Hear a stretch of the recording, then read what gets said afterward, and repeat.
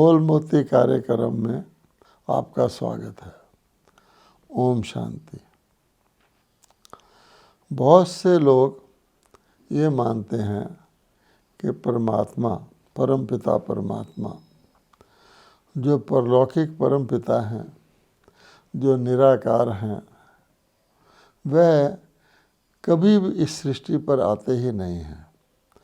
उनका कहना है कि परमात्मा तो अजन्मा है, सर्व आत्माओं का पिता है, और परमात्मा और मनुष्य आत्माओं में एक मुख्य और विशेष अंतर यही है कि सारी की सारी मनुष्य आत्माएं, चाहे वो देव आत्माएं हों, चाहे महान आत्माएं हों, चाहे धर्म स्थापक हों और सामान्य आत्माएं हों, सारी की सारी मनुष्य आत्माएं इस सृष्टि रूपी नाटक अथवा रंगमंच पर जो शाश्वत चलता ही रहता है, उसमें समय का फ़र्क पड़ता है, स्थितियों का फ़र्क पड़ता है, लेकिन चलता ही रहता है।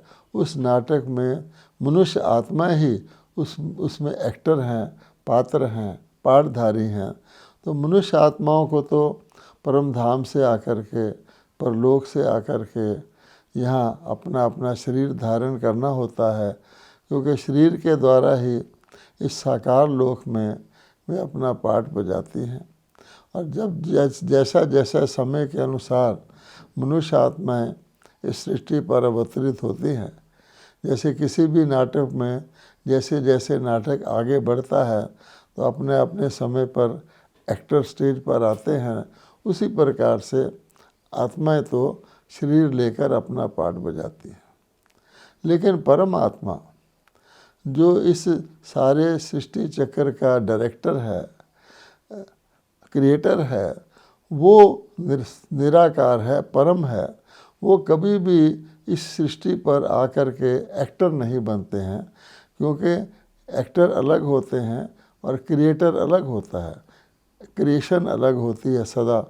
तो परमात्मा की ये विचित्र रचना है, अद्भुत रचना है, वो तो ठीक है, लेकिन ऑलमाइटी परम पिता सर्वशक्तिवान अजन्मा, कर्म बंधन के चक्कर से सदा मुक्त निराकार परमात्मा, वो उनके मन में, बुद्धि में ये आता ही नहीं कि वो इस धरती पर आते होंगे। ये तो है भारतवासियों की बात। अब अगर हम दूसरे देशों में देखें तो अन्य धर्मों वाले भी, कोई भी, चाहे वो ईसाई है, चाहे वो बुद्ध हैं, चाहे वो मोहम्मडन हैं, जो भी हैं अन्य, उनमें से कोई भी नहीं ये मानता, ना समझता है कि परमात्मा इस धरती पर आते होंगे, क्योंकि उनका तो मानना ही है कि परमात्मा अपने पैगंबर्स को, मैसेंजर्स को संदेश देकर, पैगाम देकर, या यूँ कहें डिवाइन फादर्स को, धर्म स्थापकों को इस धरती पर भेजता है। तो जब धर्म स्थापक ही ये कार्य कर लेते हैं तो फिर परमात्मा को स्वयं आने की तो आवश्यकता ही नहीं है, क्योंकि परमात्मा कभी शरीर धारण नहीं करता। कई धर्म तो ऐसे हैं जिनमें अगर कोई कह दे कि ये शरीरधारी व्यक्ति परमात्मा है तो उसको काफिर कहते हैं, बहुत क्रोधित हो जाते हैं कि हमारे निराकार परमात्मा को आप शरीरधारी बना रहे हो। एक तो ये बात है। दूसरे ये वो कहते हैं कि परमात्मा को धरती पर आने की आवश्यकता ही क्या है। परमात्मा सर्वशक्तिवान है, वो सब कुछ कर सकता है। जब वो सब कुछ कर सकता है तो ऊपर से ही परम धाम से क्यों नहीं कर सकता? परम धाम से ही वो सब कुछ कर लेता है। उस हिसाब से भी जो अगर धरती पर परमात्मा का कुछ पात्र है भी, कुछ विशेष रोल है भी, तो भी वह ऊपर से कर सकता है। उसको धरती पर आने की क्या आवश्यकता है? इस बात को जानना अति आवश्यक है कि परमात्मा धरती पर क्यों आते हैं, कब आते हैं, ताकि ऐसा ना हो कि परमात्मा धरती पर आए, हमारी किस्मत जगाने आए, हमारे को परिवर्तित करने आए, हमें अपना परमपिता का सर्वश्रेष्ठ सर्वोत्तम उत्तराधिकार जो अपनी संतान आत्माओं के लिए है वो देने के लिए आए, और हम उनको ना पहचान करके उससे वंचित हो जाएं। आप देखेंगे कि परमात्मा ने अपने अवतरित होने की एक निशानी या यादगार भी छोड़ी हुई है, क्योंकि अगर वो निशानी ना होती, वह यादगार ना होती, तो मनुष्यों के लिए ये समझना और भी कठिन हो जाता। ऐसी ऐसी बहुत कथाएं आती हैं कि थोड़ी सी निशानी छोड़नी पड़ती है, जिसके कारण से परिस्थिति के पूर्णतः परिवर्तित होने पर मनुष्यों को जो आश्चर्य हो सकता है या संशय हो सकता है वो दूर हो सके। जैसे हनुमान के लिए ही कहते हैं कि हनुमान जी जब सीता जी के पास गए कि मैं राम का दूत हूँ, तो उन्होंने कहा मैं कैसे मानूं कि तुम राम के दूत हो, क्योंकि फिर उन्होंने उनको अंगूठी दिखाई तो उसने कहा हाँ आप राम के दूत हैं। इसी प्रकार से एक और कथा आती है कि एक व्यक्ति कुष्ठ रोग से पीड़ित था और उसको बताया गया कि एक मानसरोवर झील है, वहाँ पर तुम जाओगे, वहाँ जो व्यक्ति जाता है वो बिल्कुल स्वस्थ हो जाता है, उसके सब रोग दूर हो जाते हैं। यद्यपि हम जानते हैं कि उस मानसरोवर का एक अलग आध्यात्मिक महत्व है, जिसमें मनुष्य डुबकी लगाता है तो फरिश्ता बन जाता है, लेकिन उसको ये बताया गया तो वो कुष्ठ रोग से पीड़ित व्यक्ति बहुत खुशी से सारी यात्राएं की यातना झेलते झेलते मानसरोवर में गया और पहले उसने टेस्ट करने के लिए अपना हाथ उस झील में डाला। उसने देखा कि मेरे हाथ से सारा ही कुष्ठ रोग दूर हो गया। उस बहुत प्रसन्न हुआ, उसकी खुशी का ठिकाना नहीं रहा। वो पूरे का पूरा उस झील के अंदर चला गया ताकि उसके सारे शरीर से कुष्ठ रोग दूर हो जाए। फिर भी उसने अपनी छोटी उंगली का ऊपर का हिस्सा नहीं उसमें डुबोया। उसके अंदर कुछ ख्याल चल रहा था, क्योंकि जब वो ठीक होकर निकला उसका तो रंग रूप ही बदल गया था। वो तो एक देवता जैसा व्यक्ति बन गया था। अब वो खुशी खुशी अपने घर लौटा, तो घर में आकर जब उसने अपने घर का दरवाज़ा खटखटाया तो उसकी पत्नी बाहर निकली। तो उसने कहा आप कौन? क्योंकि भारत की नारियां तो पतिव्रता होती हैं, वो स्ट्रेंजर को देखकर बहुत हैरान रह गई। वो भी इतना सुंदर खूबसूरत व्यक्ति जिसका पति कुष्ठ रोग से पीड़ित ऐसी सूरत वाला हो, उसके घर में एक ऐसा व्यक्ति आके दरवाज़ा खटखटाए, उसको तो डबल आश्चर्य होगा। तो उसने कहा मैं आप तुम्हारा पति। अब वो और भी घबरा गई। उसने कहा आप मेरे पति? आपको छलिया हैं, मेरे पति तो मानसरोवर में गए हुए हैं। तो फिर उसने अपनी वो उंगली का छोटा हिस्सा दिखाया कि देखो मैं ही तुम्हारा पति हूँ, मैं ठीक होके आया हूँ। तो कहने का भाव ये है, इसी प्रकार से भारत के अंदर भगवान को अवतरित होना पड़ता है। ये तो भगवान ही जाने कि उनको अवतरित होने की क्या आवश्यकता है, वो आकर के बताते हैं। लेकिन मनुष्य बिल्कुल ही आश्चर्य में ना आ जाएं, बिल्कुल मानने को तैयार ही ना हो, तो भगवान ने अपनी निशानी छोड़ी हुई है। और भारत में ही भगवान अवतरित होते हैं हम जानते हैं। तो सबसे बड़ी यादगार तो श्रीमद् भगवत गीता है, जिसके अंदर भगवान ने सारा कुछ बताया है, परिस्थितियाँ बताई हैं। इस कारण से मैं अवतरित होता हूँ, अति धर्म ग्लानि हो जाती है, पाप बढ़ जाता है, दुष्कर्म करने वाले फैल जाते हैं और धर्म का रहता ही नहीं, धर्म के नाम पर कुछ और चलता है, तब मैं आकर के स्थापना करता हूँ। अब हम इसी बात को समझने के लिए की कोशिश करते हैं कि परमात्मा को अवतरित होने की क्या आवश्यकता है।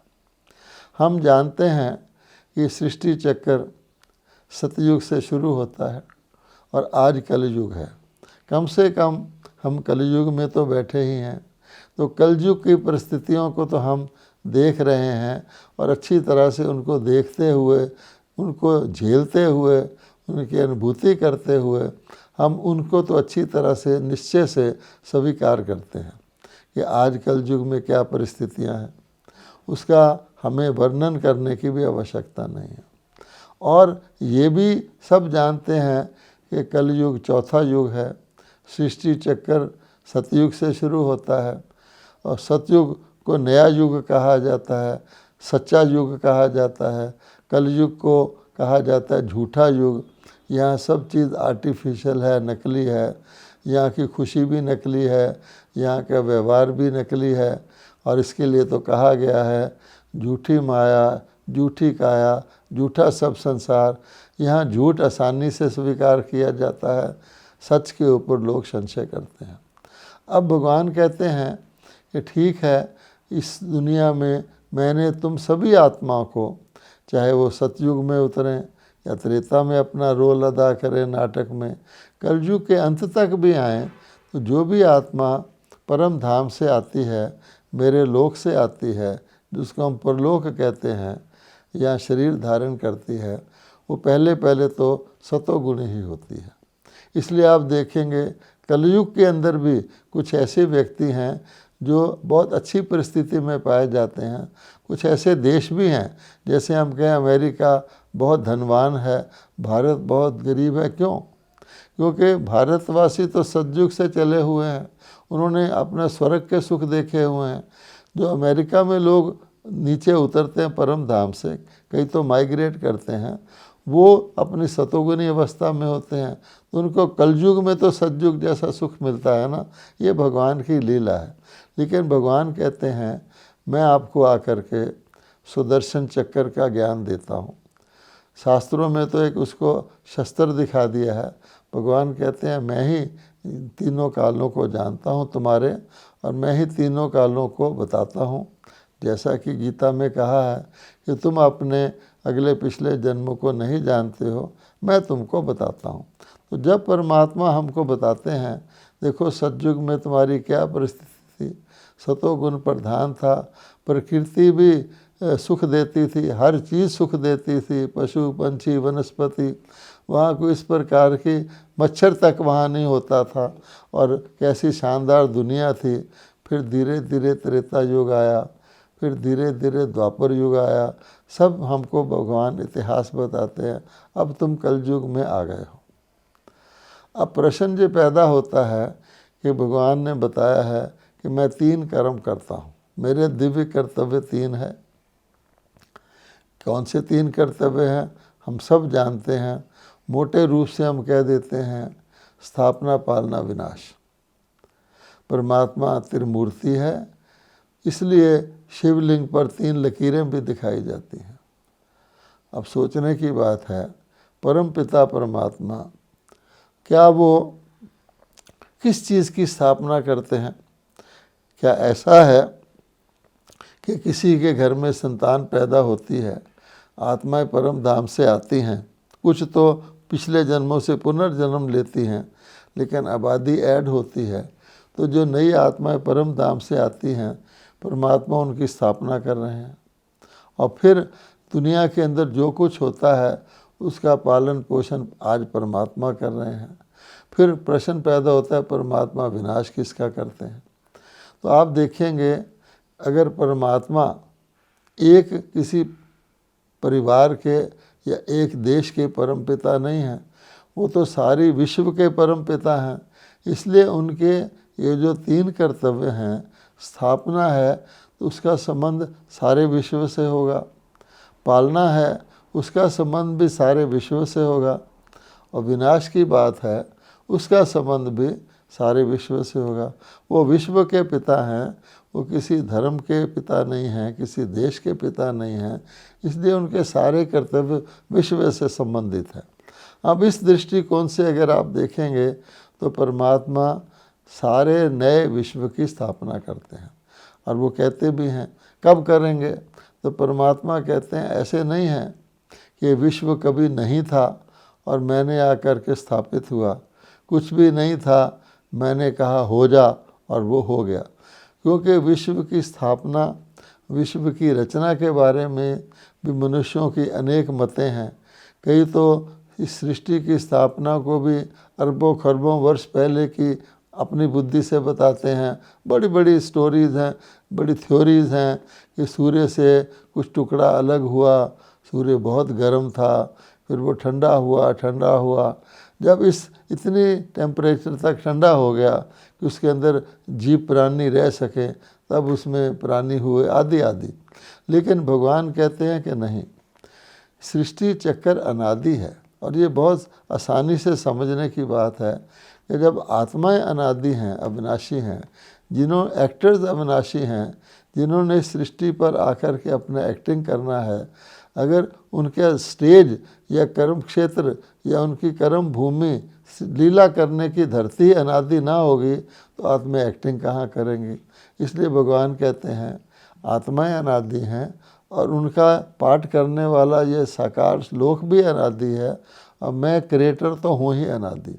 तो ये तीन अनादि सत्ताओं, परमपिता परमात्मा, मनुष्य आत्माएं और प्रकृति कहेंगे, चलो 5 तत्वों की बनी हुई ये सृष्टि, ये तीनों ही अनादि सत्ताएं हैं।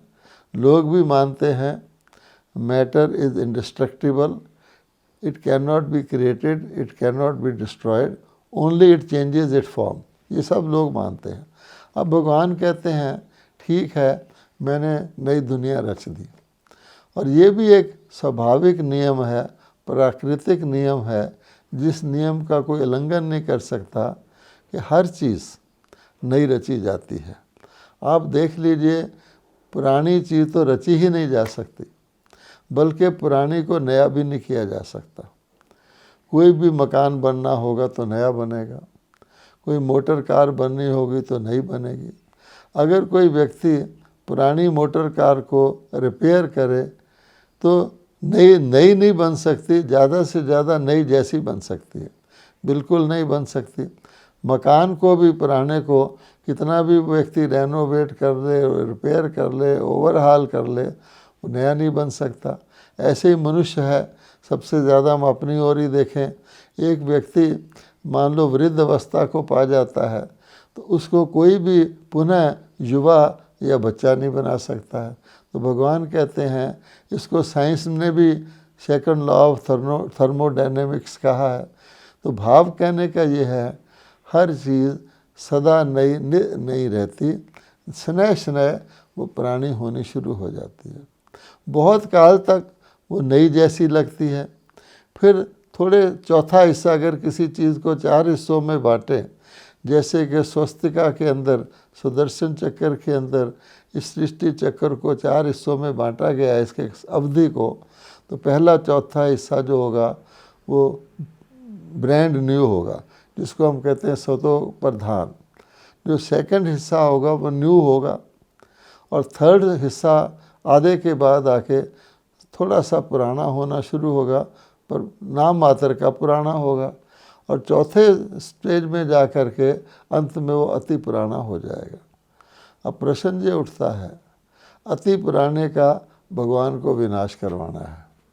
जो ये मानते हैं कि भगवान ऊपर से ही सब कुछ कर सकता है, इस हद तक तो वो ठीक हैं कि परमात्मा पुराने का विनाश ऊपर से ही करवा सकता है, क्योंकि उसके अंदर, विनाश के अंदर कोई नवीनता धारण करने की बात नहीं है। किसी भी बड़े से बड़ी चीज़ को आप चिंगारी लगा दें, वो विनष्ट हो जाती है। और इसी प्रकार से शास्त्रों में लिखा भी हुआ है कि जब अंतकाल आता है तो यादव अपने पेट से मुसल निकालते हैं, जिससे उनके कुल का विनाश हो जाता है। भाव अर्थ उसका ये है, आज हम उनको मिसाइल्स कहते हैं। कुल का विनाश किसका होता है? आज आप देखते हैं कि जितनी भी एटॉमिक न्यूक्लियर पावर्स हैं वो अधिक से अधिक रिफाइंड ये न्यूक्लियर वेपन्स बना रहे हैं, और उनको पता भी है ये विनाश करने की चीज़ है, ये कोई लड्डू नहीं है, कोई रखने की चीज़ नहीं है। और जो चीज़ अवश्कृत होती है उसका उपयोग अवश्य होता है। बातें तो करते हैं हम इनको ख़त्म कर देंगे, घटा देंगे, लेकिन जैसी भावी होती है आप देखते हैं कि विनाश की तैयारी तो मनुष्य अपने आप कर रहे हैं, अपनी ही जाति को ख़त्म करने की। तो उस हद तक तो वो लोग भी ठीक हैं जो ये मानते हैं कि परमात्मा ऊपर से क्यों नहीं करा देता। लेकिन परमात्मा कहते हैं ठीक है, मैं ऊपर से विनाश तो करवा सकता हूँ। लिखा हुआ है भगवत गीता में, विनाशाय च दुष्कृताम, कि सब बुरे कर्म करने वालों का इस सृष्टि से विनाश करके, लेकिन भगवान कहते हैं आत्मा नहीं शरीर से मरती है, इसलिए उन आत्माओं को शरीरों से मुक्त करके वो आत्माएं इम्प्योर होती हैं, इसलिए उनको मैं प्योर करता हूँ सज़ा देकर। इसलिए कहा गया सभी धर्मों में, क्रिश्चियनिटी में उसको डे ऑफ जजमेंट कहा गया है, और इस्लाम में उसको क़यामत का समय कहा गया है। ये भी बताया गया है कि मनुष्य आत्माएं दुख भोगती हैं शरीर के द्वारा, वो अलग पार्ट है, वो भगवान ऊपर से कर सकते हैं। लेकिन परमात्मा कहते हैं कि कलयुग के अंत में आई हुई वो देवी देवताओं की आत्माओं को भी, जो देवी देवता धीरे धीरे सतयुग से, कितना लंबा 5000 वर्ष का टाइम होता है, शास्त्रों में तो उसको भी लाखों वर्ष कह दिया है, कलयुग के अंत में आ जाते हैं, पुण्य क्षीण बन जाते हैं, पतित हो जाते हैं, अपने खुद ही दुखी हो रहे हैं अपने गलत कर्मों से, विकारों से। उनको परमात्मा कहते हैं मुझे आगे सतयुग भी तो बनाना है, कलयुग अंत तो करना है, लेकिन सतयुग भी तो बनाना है। और सतयुग कैसे बनाना है? उन्हीं आत्माओं को जो सतयुग में थीं और त्रेता में थीं और धीरे धीरे धीरे धीरे धीरे कलयुग के अंत में आ गई हैं, उन्हीं को मुझे ज्ञान सुना करके, योग सिखा करके, सतयुग आने से पहले, कलयुग के अंत से होने से पहले उनको मुझे ज्ञान सिखाना है, योग सिखाना है। ये कार्य परमात्मा कहते हैं मैं ऊपर से नहीं कर सकता, क्योंकि अगर दुनिया ऐसे ही चलती रहे तो अति तो दुख की हो गई है, इससे ज़्यादा दुख क्या होगा। शास्त्र वाले तो कहते हैं अभी 40,000 वर्ष कलयुग और चलना है। भगवान कहते हैं सारा सृष्टि चक्कर ही 5000 वर्ष का है। इसकी भी निशानी है, लोग कहते हैं भगवान ने गीता 5000 वर्ष पहले सुनाई थी, इसको तो वो मानते हैं। भगवान भी कहते हैं हाँ मैंने 5000 वर्ष पहले सुनाई थी, लेकिन वो समझते हैं 5000 वर्ष पहले द्वापर का अंत था और कलयुग अभी 5000 वर्ष हुए हैं। लेकिन भगवान कहते हैं नहीं, 5000 वर्ष में सारा ही चक्कर घूम जाता है, ये बात अलग है। अब वो कहते हैं अगर तो ये आत्माएं मेरे पास परलोक में आ सकें तो मैं उनको वहाँ ज्ञान सुना दूँ। वैसे तो परलोक में आवाज़ ही नहीं है। हम जानते हैं ये जो साकार लोक है इसमें आवाज़ भी है और मूवमेंट भी है, टॉकी भी है और मूवी भी है। ऊपर जाएंगे आकार लोक में तो आवाज़ है ही नहीं, सिर्फ मूवमेंट है। उससे ऊपर परम धाम में जाएंगे, वहाँ ना तो मूवमेंट है ना आवाज़ है। इसको समझने के लिए अगर हम फिल्म को देखें तो पहले वक़्त में फ़िल्म आती थी जिसमें सिर्फ मूवमेंट होता था, आवाज़ नहीं होता था। आज आती है जिसमें मूवमेंट और आवाज़ भी है, और एक स्टिल फ़ोटो होता है जो खड़ा दिखता है। तो निराकार लोक में आत्मा रूप में है, ना वो शरीर होता है ना सूक्ष्म शरीर होता है, हिलते जुलते भी नहीं हैं। साकार लोक में दोनों हैं। अब भगवान कहते हैं एक तो परम धाम में अगर आत्मा आ भी जाए तो निराकार रूप में होगी, वहाँ तो ज्ञान लेने देने का सवाल नहीं है। आकारी रूप में भी आवाज़ नहीं है। सबसे बड़ी बात है कि पतित आत्मा ऊपर आ ही नहीं सकती, पतित आत्मा को यहीं पुनर्जन्म लेना है। तब भगवान कहते हैं जैसे मोटे रूप से ये समझा जाए कि कोई मोटर है बिगड़ गई है तो अपने आप तो गैरेज में नहीं जाएगी, उसको टो करके ले जाया जाएगा। अगर बिगड़ी हुई मोटर भी गैरेज में नहीं जा सकती तो बिगड़ी हुई आत्माएं, जिसको कहते हैं सुधरी हुई दुनिया देवताओं की बिगड़ी हुई ये पतित आत्माएं, वो परम धाम में जाएंगी कैसे भगवान से ज्ञान लेने। तब भगवान कहते हैं मेरी मैं ही जानता हूँ, मुझे ही। देखिए निराकार परमात्मा पतित पावन कहते मुझे आना कहाँ पड़ता है, कर्तव्य क्या करना पड़ता है, मुझे ही इस पुरानी कलयुगी पतित दुनिया में आना पड़ता है और पतित दुनिया में ही पावन बनाना पड़ता है। लोगों को ये भी आश्चर्य होता है कि भगवान तो पतित पावन है, देवताओं को भी बनाने वाला है, वो कलयुग में कैसे आएगा। भगवान कहते ये भी मैं समझाता हूँ। फिर मुझे जो शरीर मिलता है कलयुग में तो देवताओं का शरीर होता ही नहीं। इसलिए भगवान ने कहा हुआ है, गीता में निशानी है कि मुझ साधारण तन में आए हुए परमात्मा को मनुष्य अपने जैसा ही जन्मा हुआ तुच्छ समझते हैं, पर भगवान कहते हैं मैं जन्म भी नहीं लेता हूँ क्योंकि मैं अजन्मा हूँ, मैं तो अवतरित होता हूँ, प्रकृति को अधीन करके आता हूँ। ये सारी बातें भगवान समझाते हैं। तो कहने का भाव ये है कि लोग इसलिए आश्चर्य खाते हैं कि एक तो परमात्मा आएगा कैसे, वो कहते हैं मैं जन्म नहीं लेता हूँ, मैं अवतरित होता हूँ। दूसरे वो कहते हैं पुरानी दुनिया में कैसे आएगा। अब भगवान कहते हैं पतित को पावन बनाना है। अगर आप धोबी भी ले लें तो धोबी के पास कौन से कपड़े आते हैं? धोबी कपड़ों को साफ करता है, पर आते तो उसके पास मैले कपड़े हैं ना। तो भगवान कहते हैं ये बहुत सूक्ष्म समझने की बात है, जो भगवान ही समझाते हैं कि पतित आत्मा को ही भगवान पावन बनाता है। पतित आत्मा ही भगवान से मिलती हैं पावन बनने के लिए। पावन को तो भगवान से मिलने की आवश्यकता ही नहीं है। साफ कपड़ा तो भी कभी धोबी के पास जाता है। इसीलिए कहा गया है दुख में सिमरन सब करे, सुख में करे ना कोई। तो जब दुखी है तभी तो पुकार रहे हैं। वो कहते हैं मैं आपकी पुकार सुनकर ही तो आता हूँ। मंदिरों में जा कर के देख लो, तुम जन्मों से मुझे पुकार रहे हो, हे भगवान आओ, छोड़ भी दे आकाश सिंहासन, फिर धरती पर आ जा रहे, बड़ी देर भई नंद लाला, सारा कुछ कहते आए हैं। तो आपकी पुकार सुनकर मैं आता हूँ, अब मुझे इसलिए धरती पर आना पड़ता है।